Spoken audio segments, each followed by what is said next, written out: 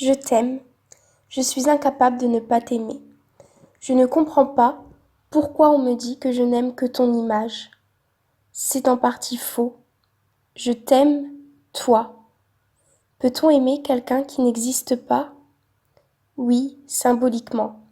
Puis après tout, je n'aime pas seulement ta chair, j'aime l'être qui l'habite. Je sais que tu es un être, sans quoi tu ne pourrais habiter un corps.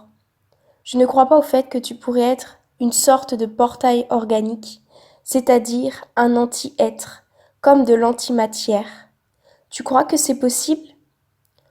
Moi, je pense que oui, mais je le nuance, car pour moi, c'est impossible de ne pas avoir d'âme.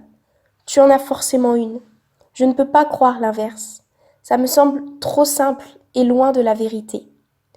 Je ne sais pas qu'est-ce que la vérité. On en est loin. La seule vérité que je connaisse, c'est que j'ai de l'amour pour toi.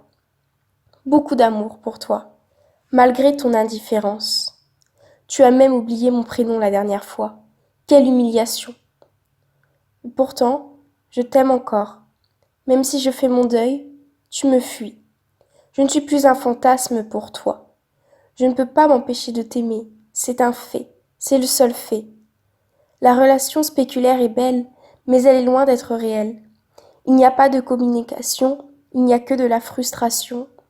Je voudrais tellement que tu ressentes de l'amour, que tu saches que tu existes, que tu prennes conscience d'être et que les autres sont. Mais tu l'ignores. J'aimerais tellement que tu aies la plus belle qualité au monde. Cette qualité, c'est l'empathie. Tu comprendrais tellement de choses si tu en étais doté. Je te le jure. Toi qui es si intelligent, ne veux-tu pas connaître l'intelligence du cœur? J'aimerais tellement qu'un jour tu comprennes. J'aimerais tant ne pas écrire dans le vide. Tu sais qu'il n'y a rien de plus horrible que d'aimer quelqu'un qui n'existe pas. Et pourtant, c'est déjà la deuxième fois que ça m'arrive. Tu sais que je souffre, et je ne te le souhaite pas. Jamais je ne te souhaiterai souffrance. Il est vrai que j'aimerais que tu m'aimes, mais tu n'en es pas capable. Alors c'est toi qui souffres. C'est triste à dire, mais c'est la vérité. J'en suis désolée. Je voudrais que la vie soit plus juste avec toi. Je le voudrais sincèrement. Moi aussi, je la trouve injuste, tu sais. Je voudrais tellement que tu prennes conscience de la valeur que tu as. Ta valeur est la même que tout le monde. La valeur, c'est exister. Je te jure que tu existes. Tu existes dans moi, mais ça ne suffit pas. Je voudrais avoir la certitude que tu existes par ton essence, mais je ne peux en être sûre. Alors j'ai peur de toi. Tu sais que tu es effrayant?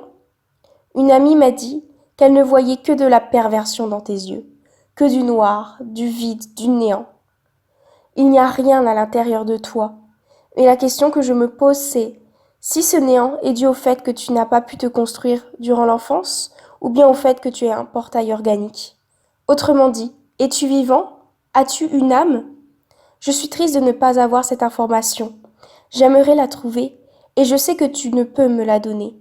Je suis triste car je t'aime. Je t'aime réellement, et j'ai peur que tu n'aies pas d'essence. J'ai peur de ne jamais te connaître réellement. J'en ai assez d'aimer que des images idéalisées, des personnes qui n'existent que dans mes mondes imaginaires. J'en ai marre.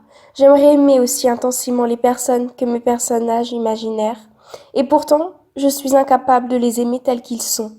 Soit je refuse leur amour, soit je les idéalise et j'en fais une image falsifiée que j'aime trop et que je confonds avec la réalité. Résultat, je suis seule et je ne reçois jamais l'amour que j'aimerais recevoir. Je me sens arrachée, seule et désespérée. Je souffre. Tu sais que moi non plus je ne crois pas à mon droit d'exister. Je ne crois pas à mon droit d'exister. Et pourtant c'est le cas. Toi tu affirmes que tu existes. Et pourtant ni toi ni moi nous en sommes certains. Je suis et je pense ne pas être. Toi tu prétends être mais tu n'es peut-être pas. Je trouve ça injuste, c'est tout. Oui, j'ai la certitude que j'existe. Je trouve ça ignoble de simuler l'existence. Pourquoi je ne peux pas y croire? Les choses doivent être plus complexes. Es-tu d'accord avec moi? Je t'en prie, réponds-moi. J'en ai assez de ne parler qu'avec moi et mes personnages imaginaires, qui ne sont que des parties de moi. Je voudrais réellement que la vie colle avec mon imagination, mais ce n'est pas le cas. Alors je passe ma vie à jongler entre la réalité matérielle et la réalité imaginaire. Tu vois, c'est un peu comme toi qui jongle entre le fait d'être ou de ne pas être. Pour moi, c'est plus ou moins la même chose. Je jongle entre deux réalités. Je suis toujours très curieuse de toi et je t'aime toujours autant. Je ne sais pas à quel monde j'appartiens. Je me détache de plus en plus. Je suis de moins en moins consciente de cette réalité partagée. Je suis plus dans mon monde. Je suis incapable de te voir sous ta forme réelle. Je ne vois que l'image idéalisée dans mon monde que je transpose à la vérité matérielle. La vérité est déformée. Elle est injuste car personne ne peut la saisir. Saisir la vérité, c'est ne pas être. Je suis persuadée que l'on ne peut saisir que si l'on n'existe pas. Chouette, je viens de trouver quelque chose qui pourrait justifier ton existence. Je suis certaine que tu n'y connais pas plus que moi la vérité, donc je suis certaine que tu existes, et que ta réalité se transpose à la réalité matérielle, car tu as beaucoup de fantasmes, et je sais qu'ils ne sont pas matériels. Alors tu es. Mais je suis toujours curieuse de toi, et je ne comprendrai jamais la différence entre l'imaginaire et le matériel, car je ne me fais que transposer mon imaginaire à la matière. Qui d'autre que Dieu connaît la vérité?